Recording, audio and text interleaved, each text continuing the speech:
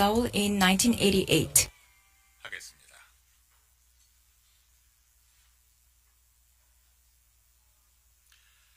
제14회 서울 평화상 수상자 나렌드라 모디. 서울 평화상 문화재단은 세계 평화와 인류 화합에 크게 이바지한 귀하의 공적을 인정하여 제14회 서울 평화상을 드립니다. 2019년 2월 22일 서울 평화상 문화재단 이사장 권이혁. Seoul Peace Prize Cultural Foundation has awarded Prime Minister Narendra Modi with the 14th Seoul Peace Prize in recognition of his distinguished contributions to world peace and the harmony of mankind. February 22nd, 2019, Seoul Peace Prize Cultural Foundation Chairman Kwon Hee-hyuk. 네, 여러분 큰 박수로 축하해 주시기 바랍니다.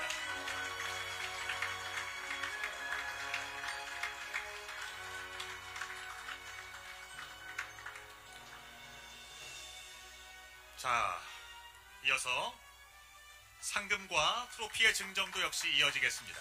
We will now present the laureate with a trophy and honorarium.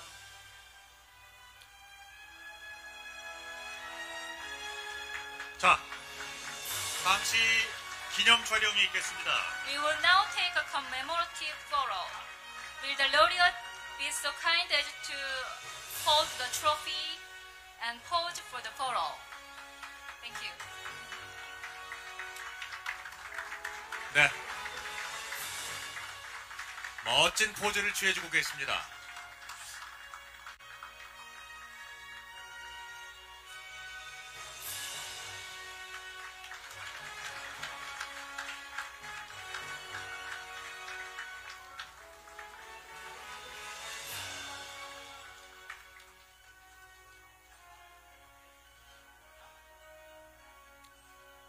자, 이어서 보도 기념패 증정도 이어집니다.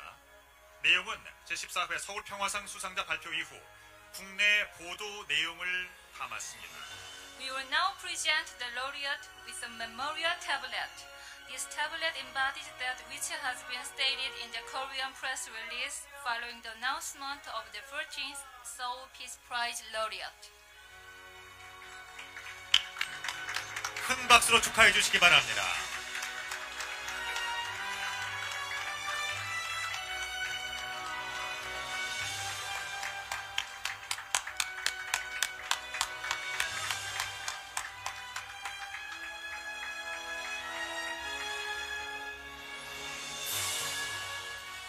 네, 다시 한번 축하드립니다.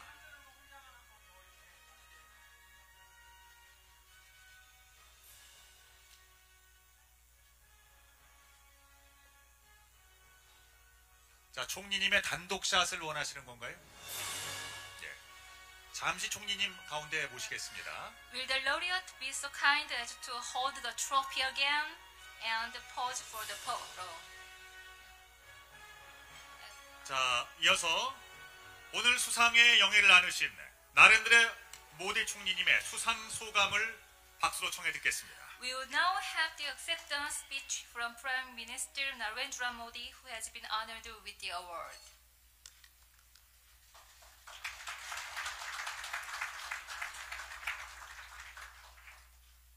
Chairman of the Seoul Peace Prize Cultural Foundation, Mr. Kwon Hee-hyuk, Speaker of the National Assembly, Mr. Moon Hee-sang, Minister for Culture, Mr. Do Jong-hwan, former Secretary General of the United Nations, Mr. Ban Ki-moon, other members of Seoul Peace Prize Cultural Foundation, distinguished dignitaries, ladies and gentlemen, friends, Namaskar. Ayong Heo, Yorabun, Yorabun. Greetings to all. I'm deeply honored to be awarded the Seoul Peace Prize. I believe that this award belongs not to me personally, but to the people of India.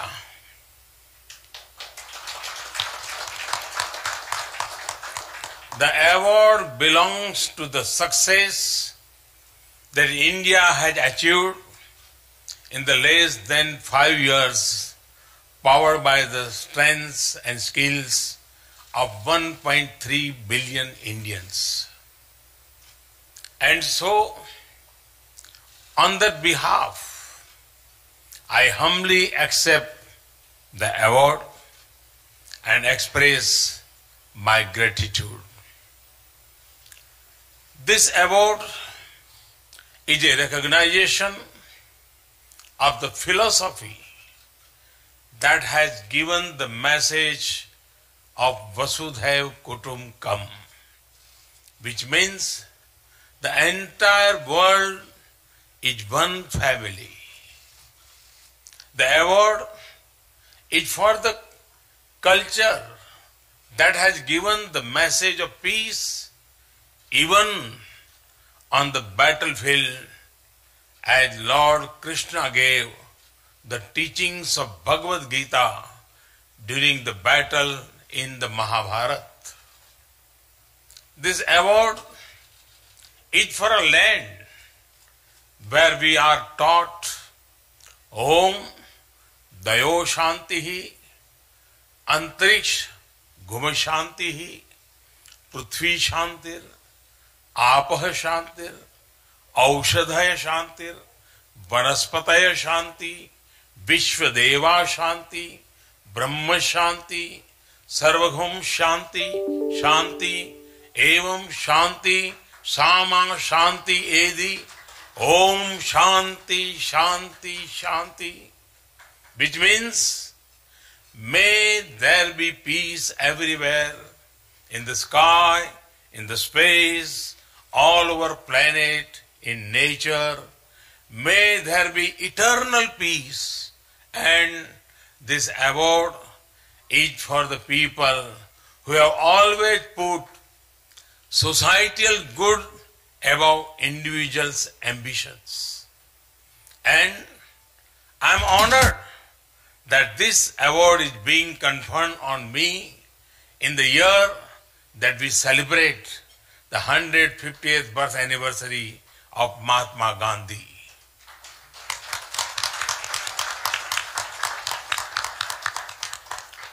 I would like to contribute the monetary award of $200,000, that 1,30,00,000 rupees, to the Namami Gange fund, our efforts to clean a river that is not only held sacred by all the people of India, but is also an economic lifeline to millions of my countrymen and women. मुझे जो इस सम्मान के साथ इतनी बड़ी amount Samman Nidhi के रूप में मिली है, करीब करीब 1,30,00,000 रुपया, वो मैं नमामि गंगे, गंगा की सफाई का जो अभियान चल रहा है, उस मूवमेंट को समर्पित कर दूंगा.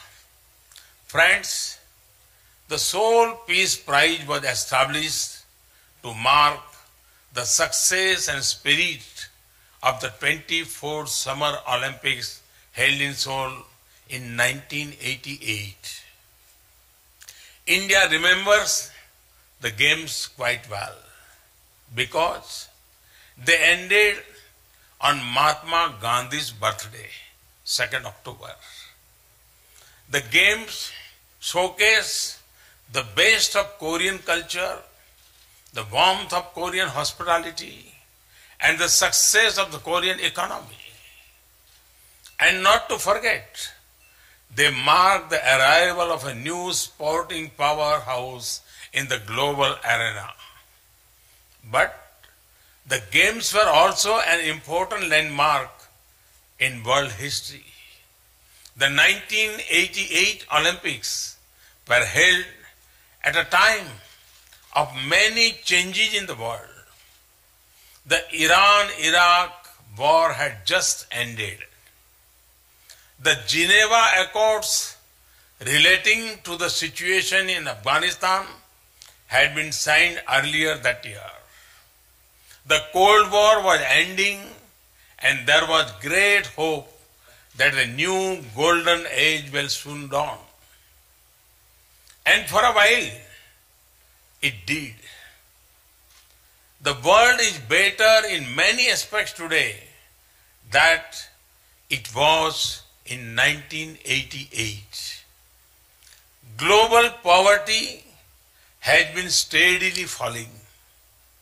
Healthcare and education outcomes have been improving.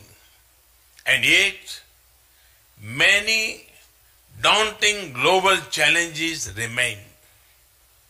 Some are old, some new. A few months before the Seoul Olympics, the first public warnings about climate change were sounded. Today, it is recognized as a big threat to humankind. A few weeks before the Seoul Olympics, an organization called Al-Qaeda was formed. Today, radicalization and terrorism have become globalized and are the biggest threats to global peace and security. And millions of people around the world still remain without adequate and quality access to food, shelter, healthcare, sanitation, power, and above all, dignity of life. Clearly, there is a lot more that needs to be done. The solution to the hardship we face is in hard work. And India is doing her part. We have been working to improve the well-being of the people of India who form 1/6 of humanity. India is today the fastest growing large economy in the world with strong economic fundamentals. This has been possible because of the major economic changes that we have introduced. Flagship initiatives such as Make in India, Skill India, Digital India, Clean India have contributed to visible socio-economic growth. We have focused on financial inclusion, access to credit, digital transactions, last mile connectivity, and support to small and medium enterprise so as to spread development across the country and enrich all the citizens of India. The Swachh Bharat Abhiyan is making India clean from a sanitation coverage of around 38% in 2014. The number today stands at 98%. The Ujjwala Yojana is improving the lives of rural women through use of clean cooking fuel. Ayushman Bharat is providing health care and insurance to 500 million poor and vulnerable people. And through these initiatives and many more, we have contributed to holistic development of India's march towards achievement of the United Nations Sustainable Development Goals.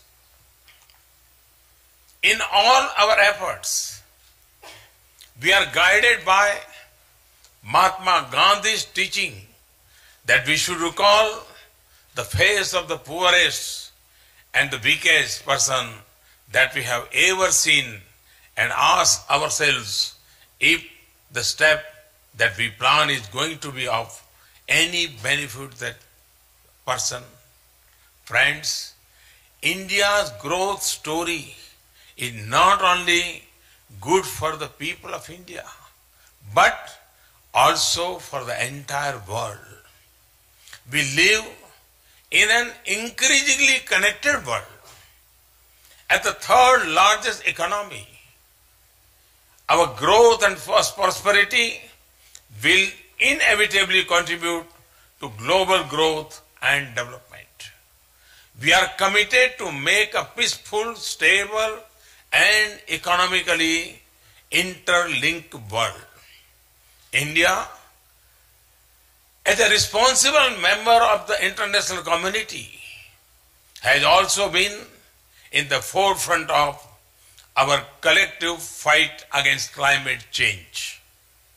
Despite having a historically low carbon footprint, India has been playing an active role in the global fight against climate change. At the domestic level, this has been done by unveiling our National Action Plan to reduce carbon emissions, increase forest cover, and replacing traditional carbon fuels with renewable energy supplies. On the international plane, we have partnered with like-minded countries to launch the International Solar Alliance, which aims to harness the clean and unlimited solar energy as an alternative to fossil fuels. We are one of the largest troop contributing countries for UN peacekeeping operations, and we are proud to have been able to contribute the peace on the Korean Peninsula.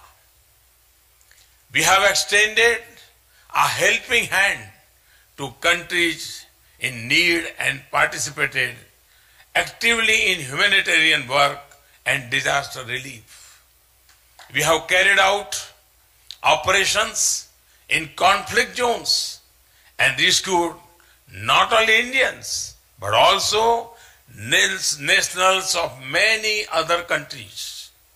We have been an active and considerate development partner for other developing countries, with our guiding principle being to help in developing their physical and social infrastructure. Through these efforts, we seek to ensure that the benefits of a globalized and interconnected world are equally experienced by all. Over the past 2 years, my government has renewed interaction and forged new partnerships across continents. In the East Asian context, we have redefined our engagements with countries in the region, including with the Republic of Korea under our Act East policy. I am glad to hear an echo of our approach in President Moon's new Southern policy. Friends, India has been the land of peace for ages. The people of India have practiced the concept of peace and harmonious coexistence for thousands of years. With hundreds of languages and dialects, many states and major regions, India is proud to be one of the most diverse nations in the world. We are proud that ours is a land where people of all faiths, beliefs, and communities can prosper.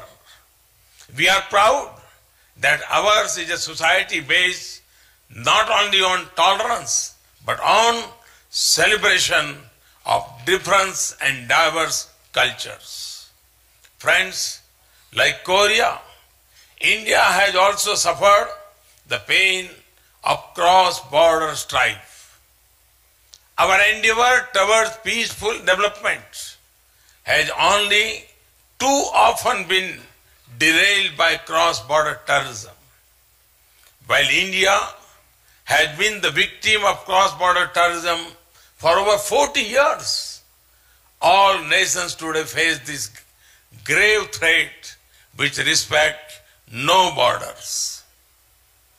The time has come for all those who believe in humanity to join hands to completely eradicate terrorist networks and their financing, supply channels, and counter terrorist ideology and propaganda.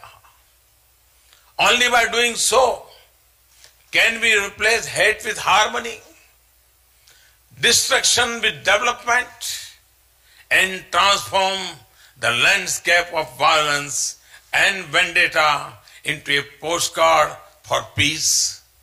Friends, progress over the past years toward peace and the Korean Peninsula has been heartening. President Moon deserves all the praise for the role he has played in overcoming the legacy of mutual distrust and suspicion between the DPRK and the international community and bringing them to the discussion table. This is no small achievement. I state again my government's strong support to the ongoing dialogue process between the two Koreas and between the USA and DPRK. As the popular Korean saying goes, Shijagi Bhanida. A good beginning is half the battle. I have every confidence that with continued efforts from the Korean people, peace will soon prevail on the Korean Peninsula. Friends, I would like to end by quoting a portion of the 1988 Olympics theme song because it perfectly captures the hopeful spirit for the better tomorrow for all of us. Hand in hand, we stand. Hand in hand, we stand. All across the land, we can make this world a better place in which to live. Kamsa Hamnida. Thank you. Thanks a lot. Thank you. 네, 여러분 나렌드라 모디 총리님께 다시 한번 큰 박수 보내주시기 바랍니다. Ladies and gentlemen, let us congratulate Prime Minister Narendra Modi once again with a big round of applause. 네, 다시 한번 축하의 말씀드리고요. 자, 이어서